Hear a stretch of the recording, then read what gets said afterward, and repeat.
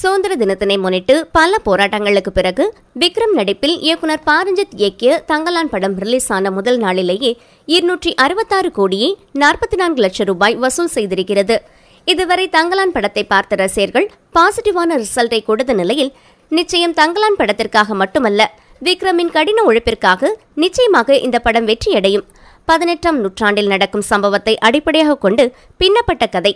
விக்ரம் தன் குடும்பத்துடன் விவசாயம் செய்து தன் மனைவி மற்றும் 2 மகள்களுடன் வாழ்ந்து வருகிறார். ஒரு கட்டத்தில் அந்த ஊரின் ஜமீன்தார் அவருடைய நிலத்தை சூழ்ச்சி செய்து அபகரித்து விடுகிறார். அப்போது கோலார் பகுதியில் இருக்கும் தங்கத்தை எடுப்பதற்காக கிளமன் என்ற வெள்ளைக்காரர் விக்ரம் மற்றும் அவரது கிராமத்தினரை உதவிக்கு அழைக்கிறார். விக்ரமும் இதற்கு சம்மதித்து அந்த வெள்ளைக்காரருடன் சுரங்கத்திற்கு செல்கிறார். அந்த பயணத்தின் போதும் சுரங்கத்தில் அவர்கள் படும் கஷ்டத்தையும் பாரஞ்சித் உணர்வுபூர்வமாக கூறியிருக்கின்றார். இறுதியில் தங்கம் கிடைத்ததா என்பதே தங்கலான் படத்தின் கதை. பழங்குடி இனத்தவராக விக்ரம் முற்றிலுமாக தன் உருவத்தை மாற்றி இப்படி கூட ஒரு நடிகரால் இறங்கி நடிக்க முடியுமா என்று வியக்கும் அளவிற்கு தன்னை வருத்தி நடித்திருக்கிறார்.